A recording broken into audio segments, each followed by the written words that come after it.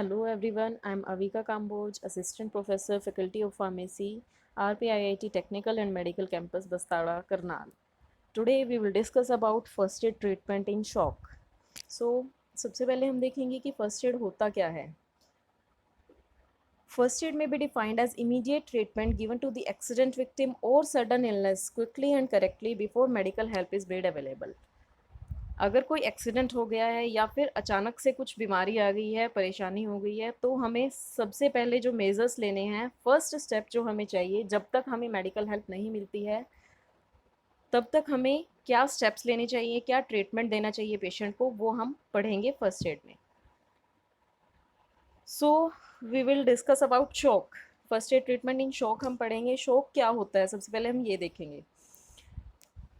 Shock एक ऐसा depression है जिसमें जो हमारे वाइटल फंक्शंस हैं बॉडी के, वो काम करना कम कर देते हैं या फिर काम करना बंद कर देते हैं. ऐसा किस वजह से होता है? जो हमारा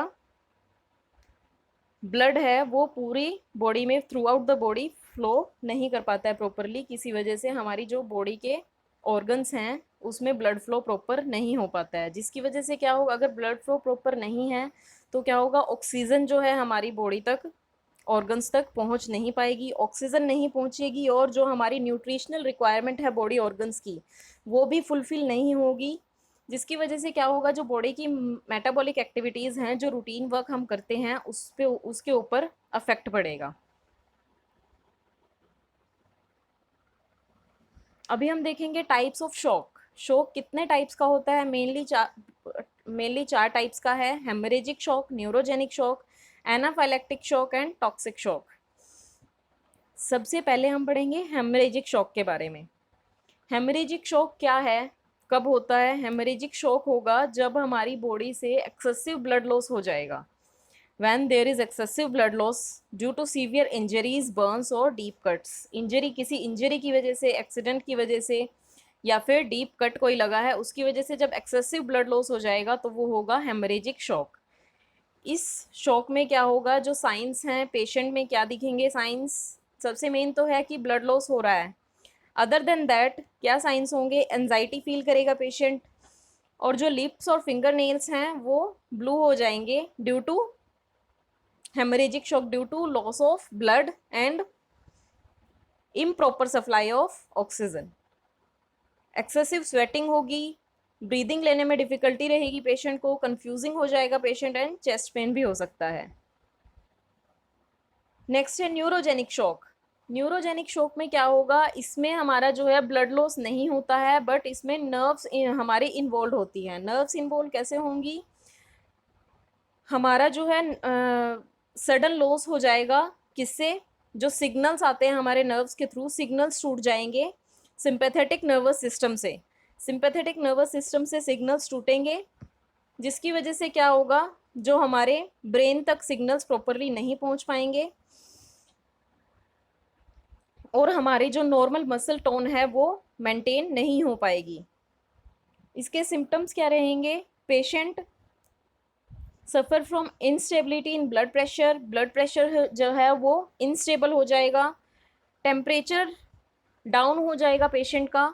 टेम्परेचर डाउन होगा और हार्ट रेट भी इनस्टेबल होगी, कभी बढ़ेगी कभी घटेगी. ठीक है, न्यूरोजेनिक शॉक में ये रहेगा.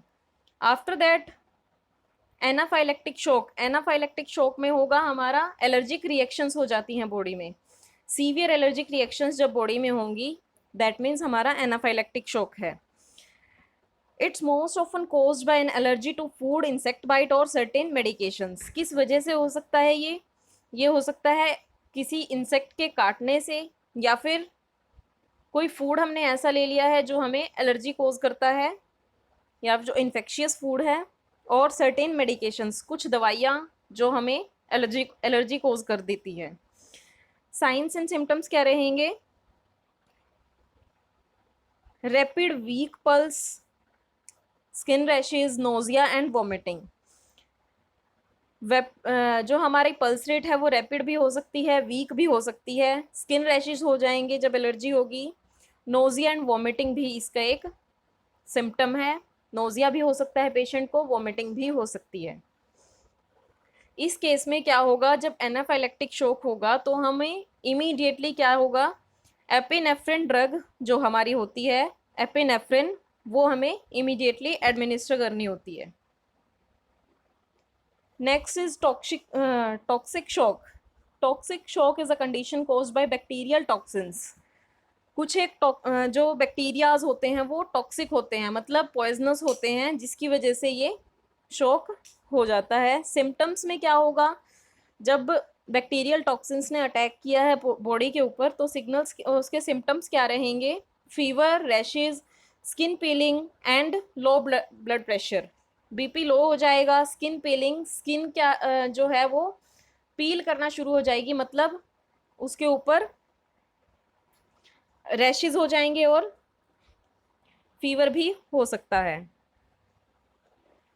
एंड इन द लास्ट हम देखेंगे emergency treatment of shock. Shock में जो इमरजेंसी ट्रीटमेंट है वो हमें क्या करना चाहिए, हमें सबसे पहले हम क्या करेंगे, take the patient to the well ventilated areas. Patient को वेल वेंटिलेटेड एरिया में लेके जाएंगे जहाँ पे ऑक्सीजन सप्लाई प्रॉपर होगी। Remove the crowd so as to provide proper ventilation and relief of fear and anxiety to the patient. Crowd को वहाँ से रिमूव करेंगे, क्राउड को हटाएंगे वहाँ से, ताकि जो पेशेंट है वो एंजाइटी फील ना करे और वेंटिलेशन प्रॉपर हो, पेशेंट को ब्रीदिंग में कोई डिफिकल्टी ना आए। Lay the person down and elevate the legs and feet slightly so as to improve blood circulation. Patient को नीचे लेटा देंगे, ले डाउन पोजीशन में, एंड देन उसके लेग्स को और फुट को थोड़ा सा ऊपर की तरफ उठाएंगे, थोड़ा सा एलिवेट करेंगे। अगर पिलो प्रेजेंट है आपके पास में तो हम क्या करेंगे, लेग्स के नीचे पिलो रख देंगे, जिससे क्या होगा, हमारा जो ब्लड सर्कुलेशन है वो थोड़ा सा प्रॉपर हो जाएगा, थोड़ा फास्ट हो जाएगा।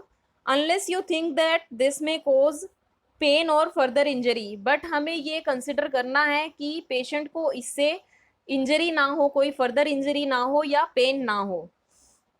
If there is difficulty in breathing, raise the chest and head of the patient. अगर हमें जो दिख रहा है कि पेशेंट को सांस लेने में प्रॉब्लम हो रही है तो हम उसके हेड को और चेस्ट को थोड़ा सा ऊपर उठा देंगे। Keep the person still and don't move him और हर अनलेस नेसेसरी। पेशेंट को स्टिल रखना है, मतलब उसको ज़्यादा हिलाना डुलाना नहीं है जब तक बहुत ज़्यादा नेसेसरी ना हो। Loosen the clothings but do not remove them. उसके क्लोथिंग्स को लूज कर देंगे बट रिमूव नहीं करना है। And do not give either hot और cold drink to the patient because he may require an emergency operation by the doctor.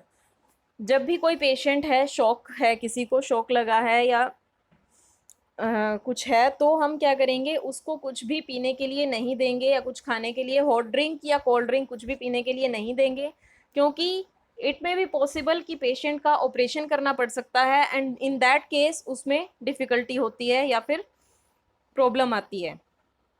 Immediately arrange to shift the patient to a hospital. हमें immediately arrange करना है, ambulance को call करना है या फिर आसपास कोई हॉस्पिटल है तो पेशेंट को वहाँ पे शिफ्ट करने के लिए अरेंजमेंट करना है।